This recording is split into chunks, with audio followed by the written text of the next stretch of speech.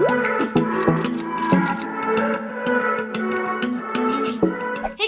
welcome back to my channel. This is the first official video that I'm filming since I have had my baby. She is right here next to me taking a little nap. She's 3 weeks old now and it has been so amazing so far. If you guys don't watch my vlog channel, we've posted a couple videos over there if you guys want kind of like a little update or to see like what we're doing every day. So I'll have that linked down below. But I wanted to sit down today and just like tell my birth story. I actually did post a video on this channel that was like a montage type video, you know, that like showed my birth story like in the hospital and all that. I always like to watch birth stories in like this kind of format where I'm like sitting and talking through the whole thing. So like I just said, it has been 3 weeks, which is so crazy. It has seriously gone by so fast, you guys. I can't even believe that at the end of this week she will be a month old. And my labor experience was also amazing. It was actually kind of crazy. It was not what I expected at all. It was crazy because it was like so calm and chill. So I will start off with I think I was 35 weeks at the appointment where my doctor first checked me and kind of like measured to see if I was like dilated at all. So I think I was dilated to a 1.5 at 35 weeks. You have to be dilated to a 10 to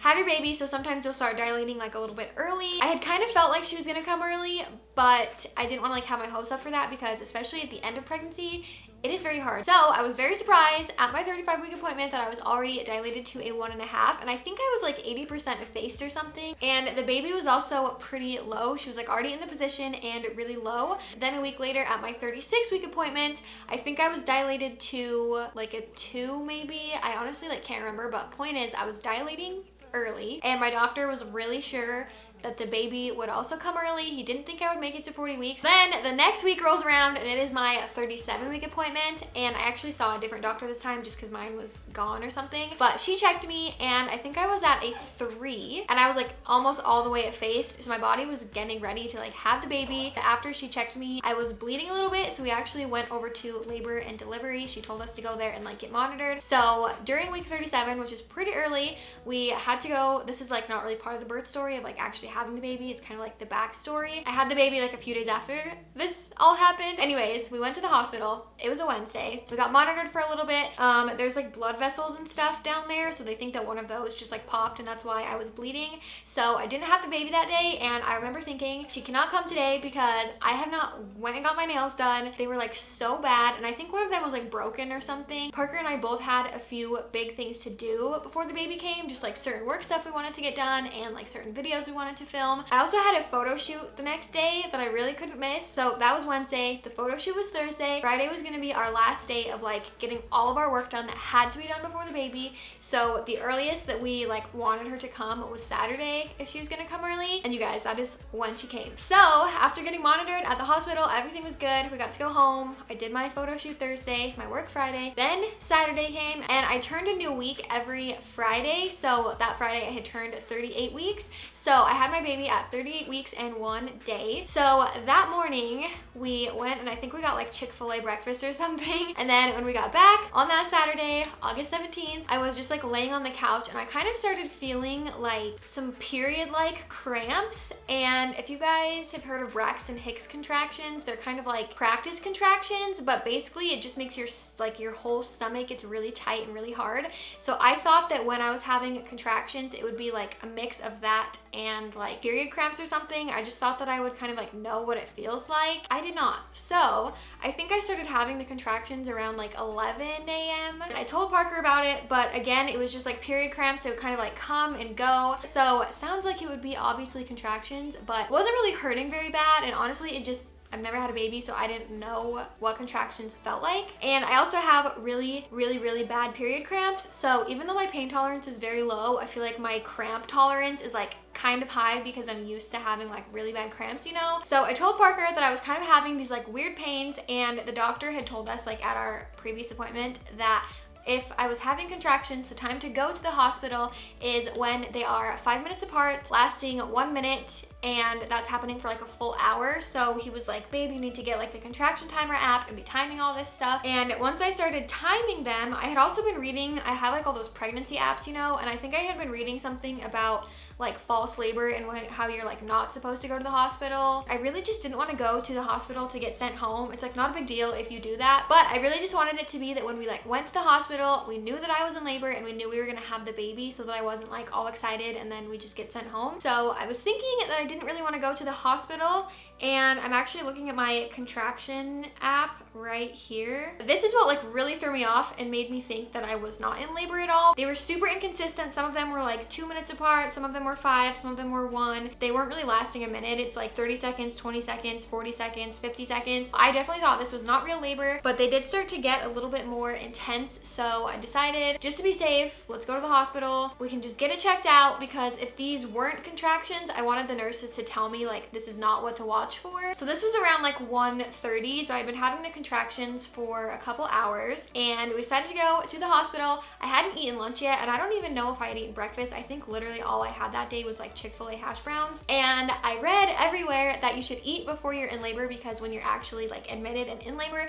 they don't let you eat anything, I think at most hospitals. So I wanted to make sure that I ate before, so I cut up 2 nectarines, shoved them in my mouth. Then I decided, as we're driving, I was like, okay, we should stop at In-N-Out, so that like if this is it, I've had a full meal. But the contractions were kind of getting worse, so we decided not to do that, luckily, because I ended up throwing up. So we went to the hospital and we went into the little room where they kind of like monitor you and are like checking you and stuff. It's before you're actually like into the room where you're gonna have the baby. So we went in there, the nurse gives me the gown and sends me into the bathroom to change. And when I was in there, I actually hadn't had a contraction from the time we filmed a little like clip in the car of like our vlog, starting it like, hey, maybe this is our birth vlog. And from the time that we filmed that all the way up into when I was in the bathroom changing, I hadn't had any contractions. So I was like, cool, this is like not happening. And even though they were inconsistent, they were like very frequent. So the fact that it had now been like over 5 minutes and I hadn't had one, I was like, okay, cool, we're getting sent home. But then I had another one when I was in the bathroom changing, and Parker was with me, and something that they say about contractions is that you know they're like contractions and really happening when you can't walk through them or talk through them. And I started having one and I literally like could not stand up. So I was like, babe, help me stand up. So we get back into the room, she monitors me, she attempts to check me to see if I am dilated anymore. She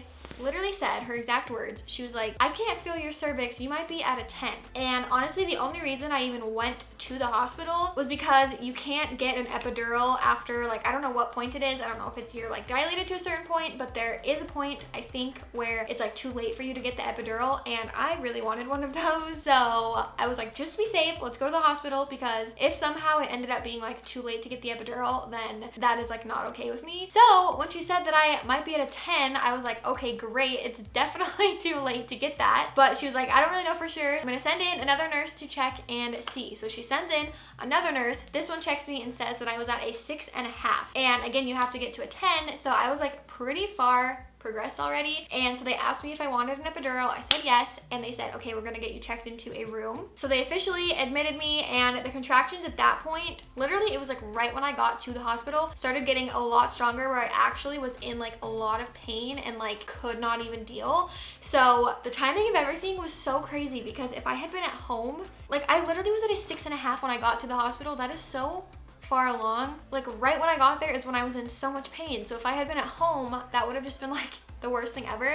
But anyways, so I get into the room, they immediately bring in the guy to do the epidural, and the guy that did it was really, really awesome. So it was like quick, it didn't really hurt that bad. I've heard people say that the epidural is more painful than the contractions. That is not true for me. So after I got that, the nurses checked me again, and I was at a 7. So I was progressing it pretty quick, and I was texting my mom like, okay, I think you should come down here. My mom lives like 45 minutes away. I texted her, I texted my sister, and they got there. So we got to the hospital at 2 p.m. and by 3:15, I was like hooked up to everything in my room and already had the epidural and was feeling pretty good. So everything was happening so fast. So from then to 5 o'clock, I progressed all the way. I was at a 10. And how they usually will do it, especially if it's your first baby, is the nurse will do like practice pushes with you. So they kind of got things set up a little bit. And then I did the practice pushes. They kind of showed me like what to do. So I did the practice pushes from like about 5 o'clock to like 5:40. And you could actually see like the baby's head at that point. So they asked me if I wanted a mirror. And I said yes, thinking that it was going to be like a hand mirror. It was not. It was literally like a full length rolling mirror, and they'll ask you if you want that, if you want to like watch things, you know, like see the baby come out,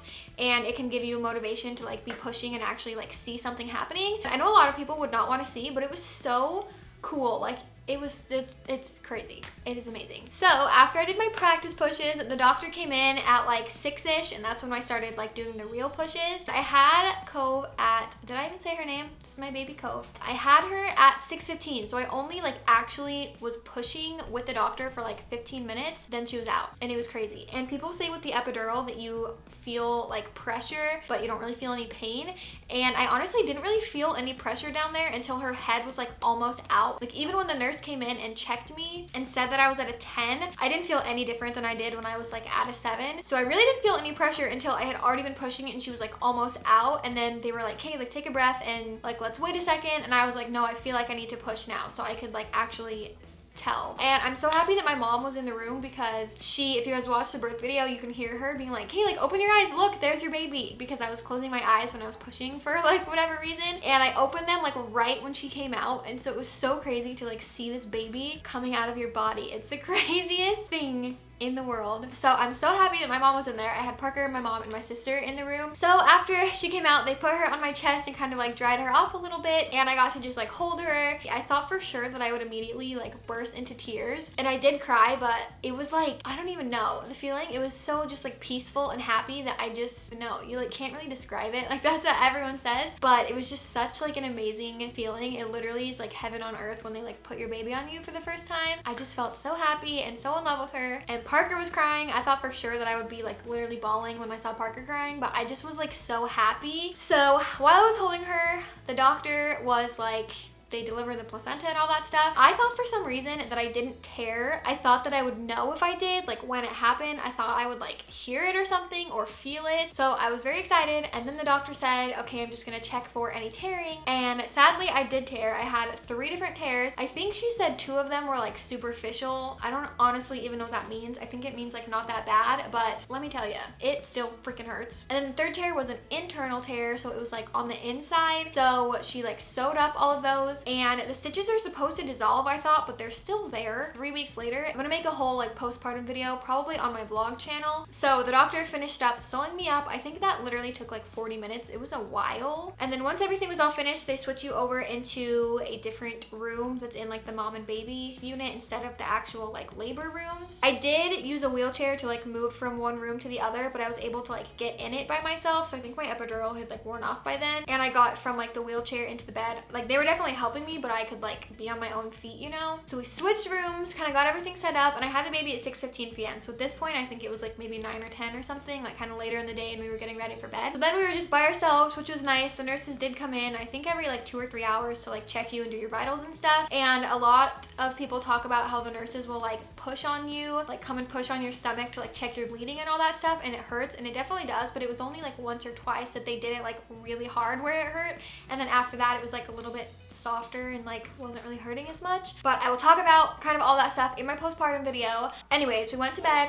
She's like the stretchiest baby. She's always like flexing and stretching. Oh, she's just so fun, guys. Anyways, so that was August 17th that I had her, and then we stayed on the 18th, and basically we just like, they kind of like check you again like all throughout the day. And we had some family come and visit us. We didn't really have like too many visitors in the hospital just because I didn't want it to be like too overwhelming. I just had one friend come visit us. She brought us dinner that night, which was really, really awesome. My first after birth meal was a fettuccine alfredo and watermelon, and it was so good. So we stayed that second day, and then they also have to do some like tests and stuff on the baby, so they want you to stay at least 24 hours. But since I had her at nighttime, they were like, you can go home if you want to, like after 24 hours, or you can just like stay another night. So we decided to stay another night, and then we went home the next morning, and it was so fun to bring home our baby. We have a vlog of that I will link down below if you guys want to watch it. But it was amazing. It was so crazy how like everything was just so quick. I think my whole labor was like 7 hours maybe. So it was a very, very smooth labor. I feel so lucky because I know a lot of people, especially with their first babies, their labor is like crazy, or like 30 hours or something. The fact that everything was so smooth, and she was 2 full weeks early, and there was literally like nothing wrong at all. Like we didn't have to like stay longer or have like any extra tests or anything done. Like she was perfectly healthy. This is her. You guys can't even see her. Good morning. You guys have any other video requests for kind of like mom related videos? Oh, what's the matter? Then you guys can let me know in the comments down below. Definitely check out my vlog channel because we post over there a lot more. So I'll have that linked down below. But that is all for this video. So I hope you guys enjoyed hearing my birth story and getting to see my sweet little baby. And I'll see you guys in my next video. Bye guys.